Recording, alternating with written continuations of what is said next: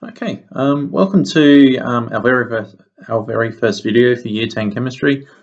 Just going to be covering on how to balance a chemical equation. All right.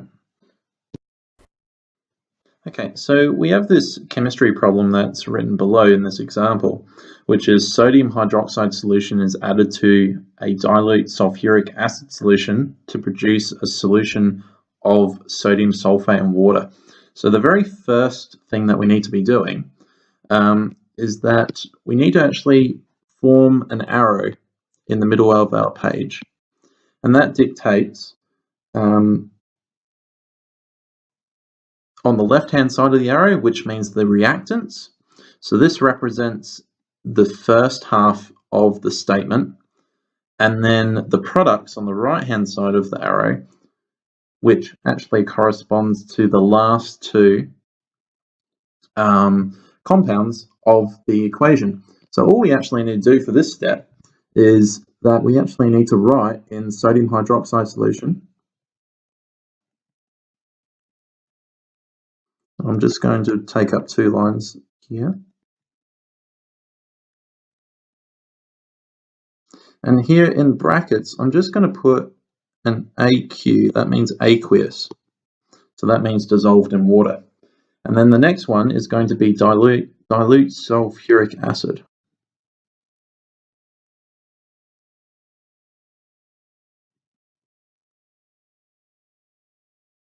And that is also going to be an AQ, which means in water. On the right-hand side, I'm also going to be writing sodium sulfate. And yet again, this is also in solution. So again, in its state, it requires an AQ. And then lastly, I get water. And since water is already in water, it's actually got an L for liquid. Okay, so after writing our chemical equation in word form, we need to actually start splitting off the words into ions. What we should know from class is that cations are positively charged ions, and they're metals. So one thing that we had from the example is that we actually had sodium, which is Na, and it is also actually in group 1, and that means that it's actually group 1 distance away from the noble gases. So if I actually continue on with that, Na in its charged form is actually Na positive, so just 1 positive. When I actually move on to the anions, which are negatively charged ions, in our example, we actually have hydroxide, and from your table that I'll be giving you, you would know that hydroxide is a -1 charge ion, and then you also have sulfate, which is SO4, and it's actually 2-. Okay. The other ones, such as sulfuric acid and water, I'll be continuing on with the next slide, but you may have seen those in year 8 and 9. Okay. All right, so this slide is actually going to be a bit of a joining from last slide to this one, where we're actually going to be writing 2 lines of reasoning in this PowerPoint slide. So the first one is that I'm going to continue on with the ionic form. So the very first one that you should know from the example a couple of slides ago is that sodium hydroxide can actually get split off into Na plus, and then also hydroxide, OH negative. And then sulfuric acid is actually going to be a given from year 9, and that's actually going to be H2SO4. And then I'm going to be drawing this arrow, which means that it's a reaction, and it's then going to form sodium sulfate. So sodium again is actually Na plus, and then I'm going to add it together with sulfate, which is actually SO4 2 minus. All right, and then most of you should know that water is actually H2O. So now what we need to do is that we need to combine these two together, Na plus and OH negative, and Na plus and SO4 2 minus. And what we actually need to do is that we need to actually look at these charges. So this means that it's a 1 positive, and this means that it's a 1 negative. So what I can actually do is that Na plus and OH negative turn into Na and then OH.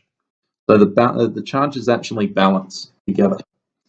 And I'm just going to be continuing the line of reasoning, which is H2SO4, and then the arrow. And over here, Na plus has 1 positive charge, and SO4 2 minus has a 2 negative charge. So what we actually want to do is something called the crisscross trick. And so this number 2 right here, can actually bring it down to where sodium is. And then this 1, Na plus, actually means 1 plus. And so I can actually crisscross it to make it go into the subscript of SO4 2 minus. How that is going to look is that the 2 that has gone over to Na, so sodium, that actually becomes 2 lots of sodium, because we need 2 positive 1 charges to balance out with a 2 negative charge. And that's actually going to be balanced off with SO4. So sodium sulfate is Na2SO4. And then we finish it off by just putting in water, which is actually H2O. The last thing that we need to do is actually fill in its states. So we know that sodium hydroxide was in solution, so it's going to be AQ. Sulfuric acid is also going to be AQ because it's in solution, it was dilute. Sodium sulfate was a solution, so that's AQ as well. And then water is special because it's dissolved in itself, so it's a liquid.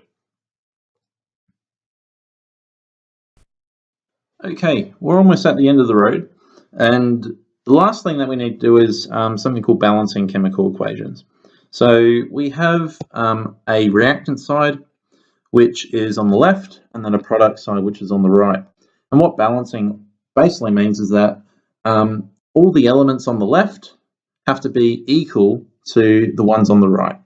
So what we actually need to do is that we need to actually be writing down and counting how many sodiums, how many oxygens, how many hydrogens, and also we can actually block these SO4s, these sulfates together. So just going to put in these SO4s and then an equal sign. And then I'm just going to repeat the same thing. Na, oxygen, hydrogen, and sulfate. So if we count on both sides, we actually see that there's 1 sodium and then 2 sodiums on the other side. So what we would actually do is that we would put number 1 and number 2. If we continue on with oxygens, we actually only have 1 oxygen here. I'm going to skip this oxygen because that becomes SO4, so I'm going to skip that. I'm going to skip SO4 again, but then I also just have 1 oxygen here. So what that means is that I now only just have 1 oxygen left by itself that is not part of sulfate. And if you end up doing the same thing, there's actually 1 hydrogen that's not part of, oh sorry, beg your pardon. There's actually 3 hydrogens on the left-hand side to make it 3. And then there's 2 hydrogens on the right-hand side. And then lastly, if we compare the SO4s, the sulfates, you should actually see that there's 1 of each. Now, lastly, we can see that's not balanced because either side doesn't have the same amount on each side. So you can see that sodium is 1 to 2, oxygen is 1 to 1, but that's balanced. Hydrogen is 3 to 2, so there's a problem there, but the sulfates are balanced. There's 1 and 1 on each side. So what we're going to be doing is that I want to actually increase the amount of sodiums on this side. So what I'm going to be doing is that I'm actually going to put a 2 out the front of sodium hydroxide. This means that I actually have 2 lots of this, so that means I have 2 lots of sodium, 2 lots of oxygen, and 2 lots of hydrogen. So what this actually converts into is that the sodium now converts into 2, oxygen also doubles, so these are doubled, and this one also doubles as well. So that raises from 3 to 4. But now I've also got some more balancing to do. The sodiums, they're correct, so there's 2 on each, but the oxygens are not now, and the hydrogens are not, but the sulfates are. That's all fine. So I need to increase 1 lot of oxygen and 2 lot of hydrogen. And so we can actually easily see that on the equation over here where the water is. Water consists of 2 hydrogen and 1 oxygen, and that's all I need to increase it by.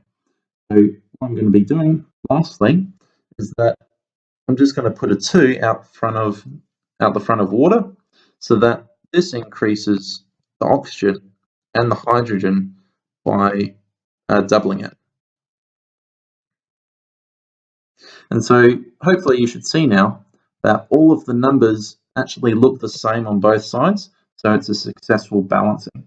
So all of those steps are used to actually balance a chemical equation. So thank you very much.